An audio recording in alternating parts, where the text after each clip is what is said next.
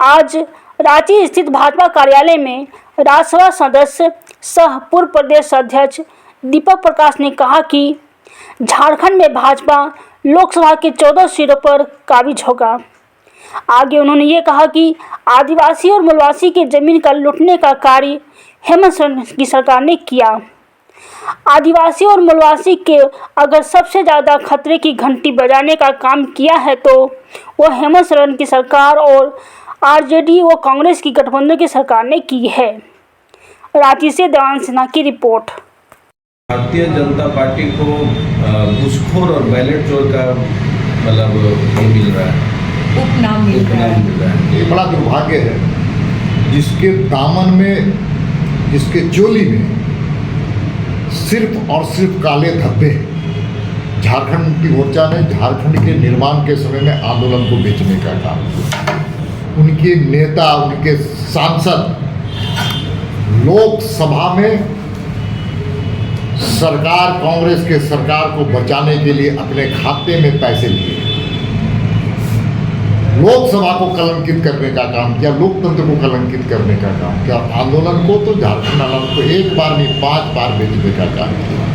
लालू यादव के हाथ में, बूटा सिंह के हाथों में, और अब जब इनके हाथ में सरकार है तो झारखंड को लूटखंड बनाने का काम किया, लूटपाट की प्रचलन को मजबूत करने का काम किया। और इतना ही नहीं, एक मुख्यमंत्री, देश में पहले मुख्यमंत्री होंगे जिन पर भ्रष्टाचार के आरोप ही नहीं लगे, बल्कि वो आरोप में सत्यता पाने के बाद वो जेल के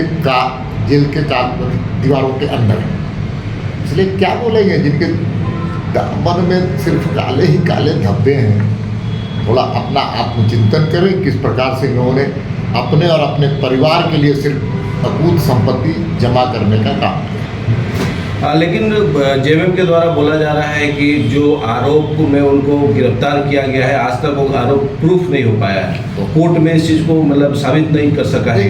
कानून अपना काम करे और कानून अपना काम कर रही है। न्यायालय है, क्यों नहीं जमानत मिला, क्यों नहीं जमानत मिला?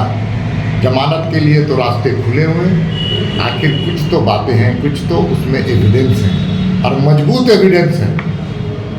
इन्होंने अपने कार्यकाल में दोनों हाथों से लूटने का काम किया, आदिवासी के हक और हुकूक को छीनने का काम किया, मूलवासियों के हक को छीनने का काम किया, सीएनटी और एसपीटी एक्ट को लगातार धज्जी उड़ाने का काम किया, और सिर्फ अपने और अपने परिवार के लिए जीने वाला व्यक्ति मुख्यमंत्री के कुर्सी पर बैठ करके अच्छा काम नहीं किया।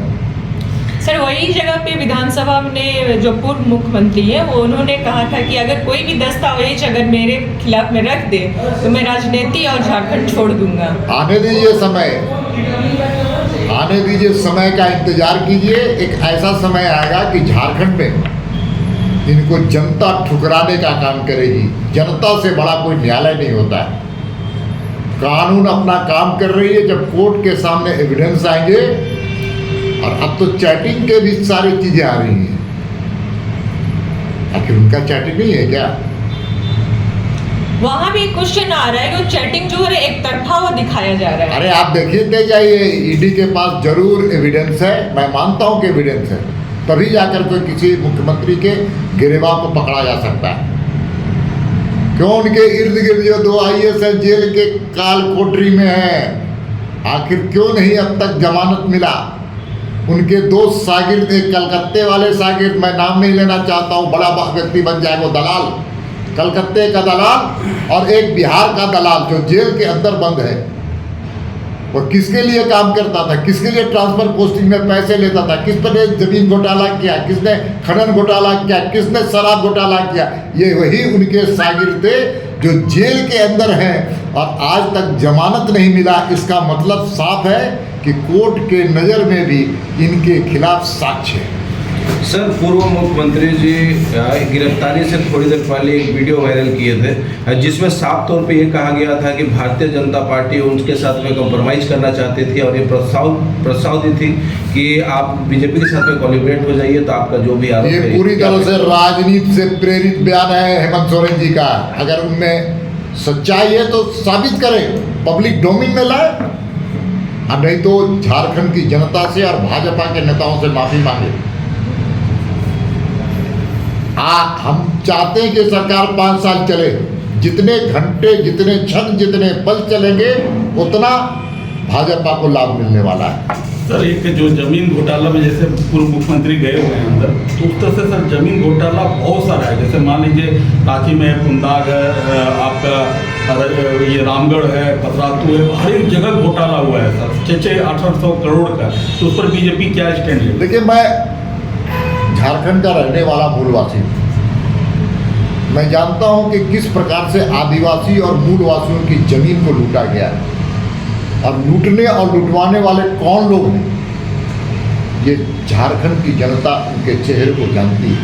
और उस पर कौन सा सत्ताधारी दल है जो जमीन को बंदर बांट करने का काम किया। इसलिए आदिवासी और मूलवासी को अगर सबसे ज़्यादा खतरा और सबसे ज़्यादा खतरे की घंटी अगर किसी ने बजाने की काम की तो हेमंत सोरेन और उनके शागिर्द और झारखंड मुक्ति मोर्चा, कांग्रेस और आरजेडी के लोगों ने किया। अगर थोड़ा सा भी उनमें नैतिकता होती तो यही कांग्रेस है जो अलग राज्य के खिलाफ जब आंदोलन चल रहा था झारखंड बनाने का तो कांग्रेस विरोध कर रही थी। आरजेडी कह रहे थे कि मेरे लाश पर अलग राज्य बनेगा।